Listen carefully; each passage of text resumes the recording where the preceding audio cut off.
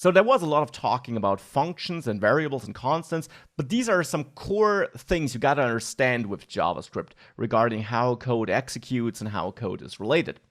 Now, our goal was to make sure that when we click the plus button, we actually take whatever the user entered here, and we then use that in this addition and generate a new result, which we then output.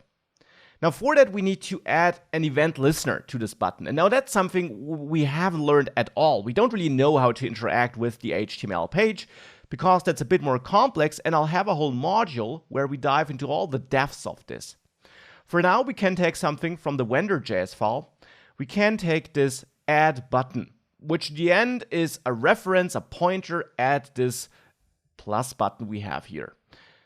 So in app.js, we can use that, replace this code here with add button, and then add a dot here, which is strange. We have never seen that before here. Let's ignore it for now. And then type add event listener, written like this.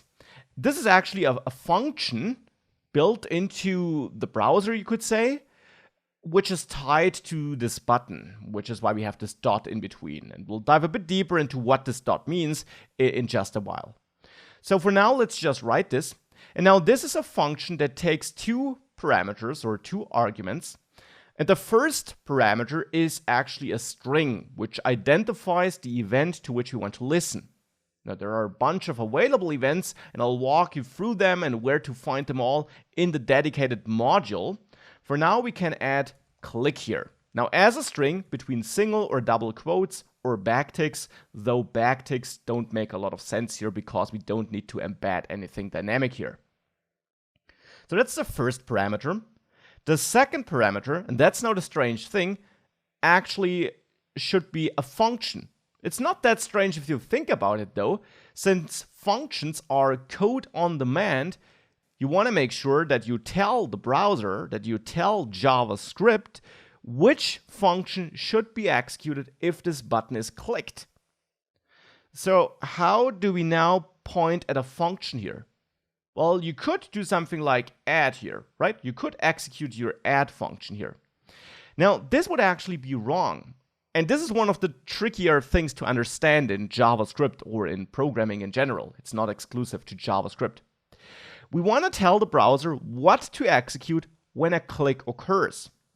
Now, if we execute add like this, no matter if we add arguments or not, which we of course should theoretically though, what happens is that this code gets parsed by the browser when it encounters our script, and in the end, after registering all functions and so on, it will go ahead, it will add this event listener, but then this here tells the browser, call this function, because we have parentheses with arguments here.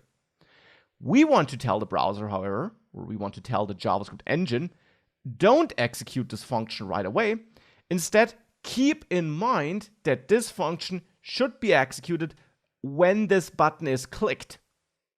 The solution, therefore, is to not pass the function here with parentheses, but just the function name.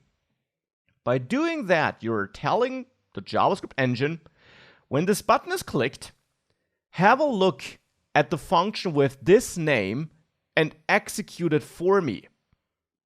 So before we manually called the function in our code, because we the developers, so to say, were the one executing the function. Now we want to make sure that the browser can execute the function when the click occurs. And we don't know when that will be the case. So we want to give JavaScript the name of the function which it should call for us. We want to allow the browser to call that function for us. Here's a real-life analogy. You live in some house, some flat, and you have an address where you get your mail and so on. Now, of course, you can go down to your doorbell and ring it yourself. You can do that because you know where you live and what your doorbell is, which button you need to press. But you want to make sure that the mail service, the people delivering your mail and your packages, that they know where to ring. So you give them your address. You give them your address by providing it to Amazon or wherever you order your stuff. So now you basically tell them your address, and in this case, the name of the function is the address, so to say, where they need to ring, so that when they are there with your package, with which you ordered, they can ring that bell. That's the same we're doing here. We're giving the browser the address, the name of the function which it should call for us when the button is clicked. So now this add function will be executed for us by the browser whenever the user clicks this add button. The thing now just is, what about these arguments which we want to get there? We don't know what to add here. Well, in the end, what should be added here is the current result and then whatever the user entered. So we need two additional pieces of information. We need to find out what the user entered, and we need to get our current result. For that, we can restructure the function a bit, and instead of getting arguments here, we can take advantage of something which I mentioned earlier. A function can read from the globally available variables. So we know the current result, of course, so we can use that here in a read-only way, so we're reading from it. We could, of course, also reassign a value to it, but here I'm just reading from it. And now I want to get the value the user entered here.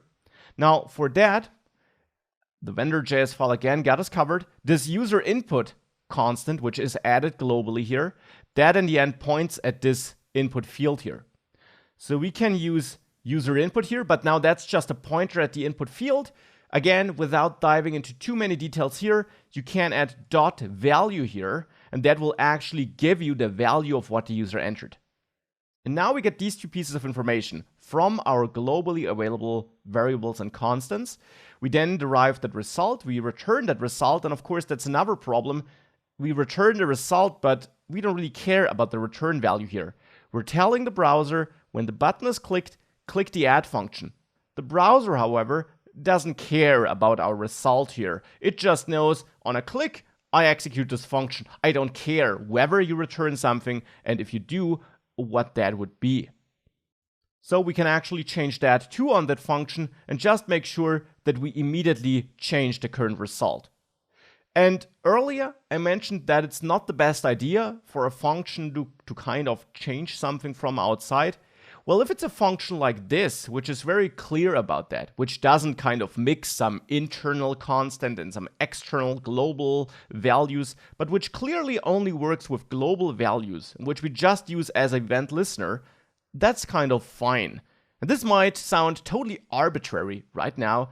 You'll get a feeling for this throughout the course, promised. This is something which gets clearer the more you work with JavaScript. You in the end just want to write clear functions, which might work with global constants and variables, but which then shouldn't mix it too much with internally managed data and then some returned value, even though they're also manipulating some global value. As a general rule of thumb, you can have a function that manipulates some global variable, but then this function maybe also shouldn't return something. Because if a function returns something, it kind of signals, hey, I do something and I give you the result of that. I don't do anything else than that. If that function then starts changing something else too, that's the confusing part. If you have a function without a return statement, as we have it here, this function doesn't give us the illusion that it would return its result. It probably instead starts editing the global variables right away, which it does. And then this is clear to us as a developer if we read that code as well. So this now again makes sense. Well, now there was a lot of talking, but we now should have a setup where we actually are able to change the current result when that button is pressed. So if we now save that and we reload here and I enter a 5 and I click plus, nothing changes. Now why is that? Well, we're almost there, but keep in mind that we're calling output result here at the end of our script. Now, as I mentioned before, the script runs from top to bottom, right? So that, of course, means that after that, it's done and it doesn't run again. The only thing that runs again is this function whenever we press that button, because we, when the script executed, told the browser to be aware of that click listener. And it then registers the click listener, and it will, even after the script completed, then always execute this function, because it stored that in memory and all the surrounding data it needs, whenever the button is clicked. Output result, however, is not executed when the button is clicked, but when the script first executes. So what we do here is we try to write to our page, but we don't do that whenever the button is clicked and therefore when our current result changes, but only when the script initially runs. So the solution is to grab that piece of code and also add it into the add function, so that now here we output our result. And now we can also soon start adding a calculation description again. For now, I'll just replace it with the empty string. But the more important thing is that now it uses this current result here, and it now outputs that into our web page whenever the add function runs. So if we now save this, and I reload, and I enter 5, and then I press plus, you see result 0.5? Let's add a 10 here. This gets stranger and stranger. This is clearly not a valid calculator. So the good thing is, we're seeing the output here.